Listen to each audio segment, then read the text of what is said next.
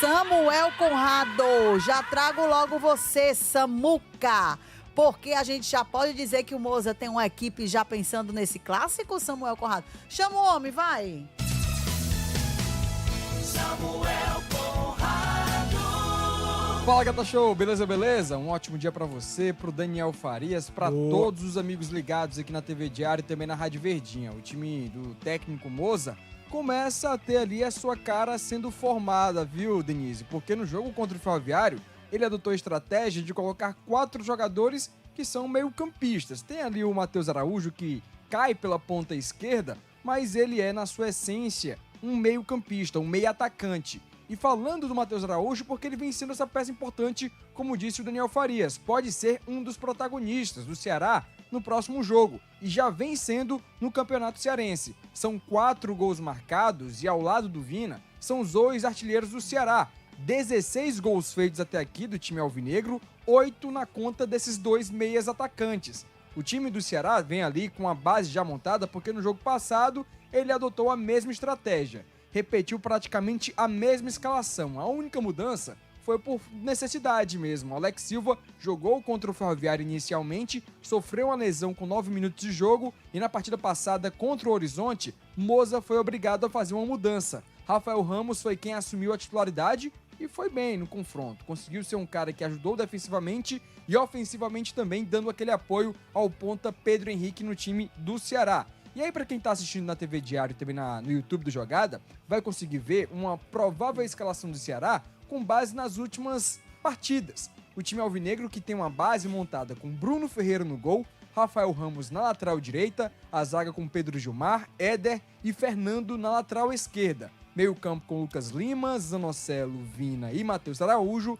No ataque, Luca e Pedro Henrique. Do lado esquerdo, para quem tá vendo na TV e também no YouTube de Jogada, a gente tem algumas opções que o Moza falou com a gente. Mas antes de destrinchar elas, Denise, vamos ouvir o treinador? Bora lá, vai lá, Samuca. Moza, chega aqui no Jogada trazendo detalhes sobre essas peças que você tem nas mãos e da disputa. Um jogo importante para nós pelo fato de ser um clássico e em termos de classificação também. Nós queremos nos consolidar na primeira colocação geral e o nosso adversário e esse clássico passa por isso, né? Então nós vamos nos preparar, descansar os atletas, porque nós estamos nessa fase final ainda, né, de preparação. Ainda bem que não tem mais, graças a Deus que não tem mais a sequência de jogos, isso faz com que os jogadores consigam se recuperar bem, né, fisicamente e mentalmente também.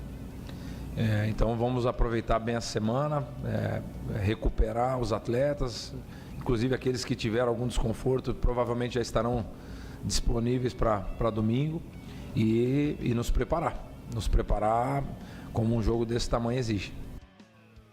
Moza, treinador alvinegro, destacando a preparação do Ceará contra o Fortaleza, né? Mas, como eu estava falando aqui, a ideia era trazer ele falando sobre a disputa interna que existe por posições. Porque na tela que a gente estava mostrando anteriormente, tem algumas peças que ao longo da temporada vão aumentar essa disputa no time alvinegro pela titularidade. Por exemplo, na lateral direita existe uma clara concorrência do Rafael Ramos com o Alex Silva, que não pôde enfrentar o Horizonte devido a uma lesão. O Moza, até mesmo nessa coletiva, ele destacou que o time do Ceará pode ter retornos neste jogo contra o Fortaleza, falando obviamente do Alex Silva, que trata uma lesão, um desconforto muscular, que tendo uma semana a mais de preparação, pode ser que volte às atividades ali, principalmente da quarta e da quinta-feira.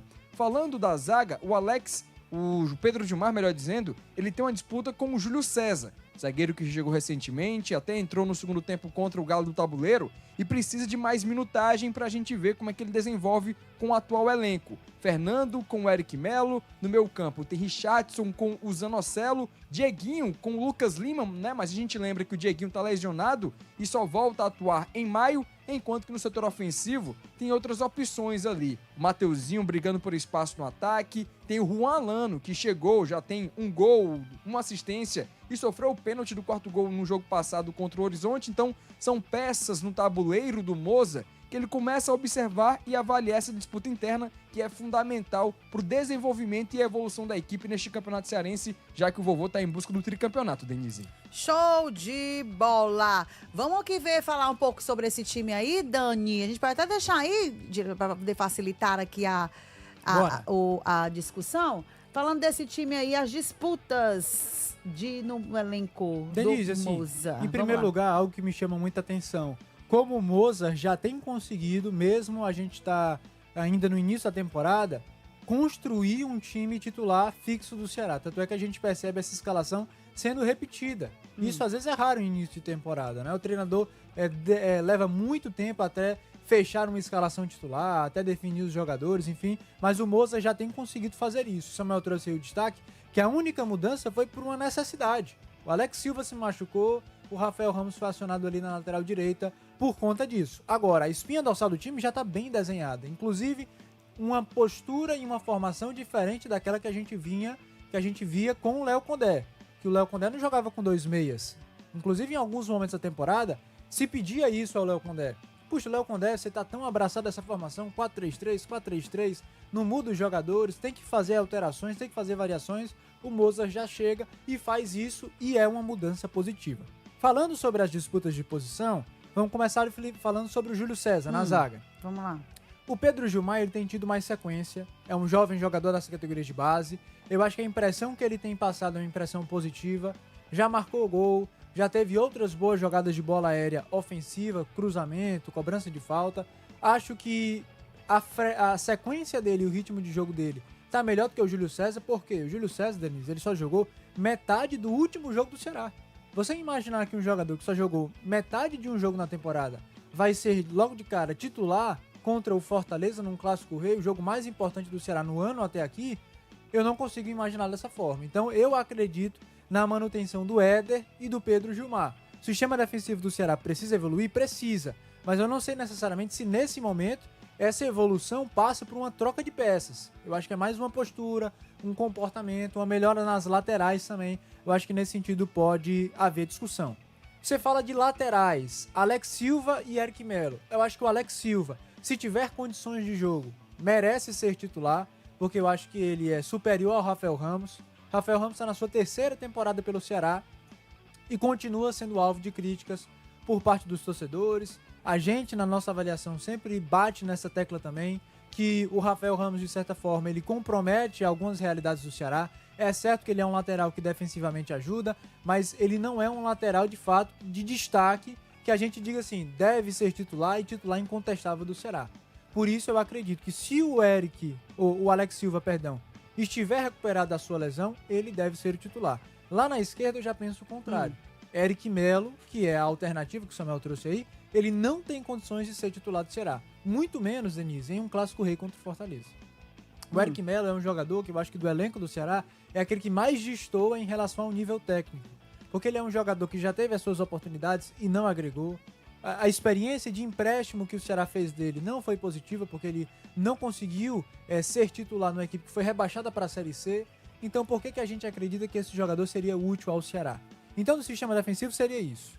Richardson, eu também não enxergo o Richardson entrando. Zanocelo tá bem. Não, e Lucas Lima, Lucas Lima também tá tendo oportunidades por parte do Moza. Eu acho que esse meio de campo do Ceará, na verdade, Denise, eu acho que ele tá bem consolidado. Você fala de Zanocelo, você fala de Lucas Lima, você fala de Matheus Araújo e você fala de Vina. São 4 jogadores que têm tido sequência e que eu acho que devem continuar sendo titulares. Por quê? Porque tem sido um setor de destaque no Ceará. Ontem o Alexandre trouxe, o Samuel também, um dado importantíssimo. 2 meio-campistas são responsáveis por metade dos gols do Ceará na temporada, que é o Matheus Araújo e o Vina. Exatamente. Marcaram 8 gols. São 2 meio-campistas, eles não são atacantes, por mais que o Matheus Araújo esteja jogando ali quase que como um ponta. Mas isso mostra a força do meio de campo do Ceará.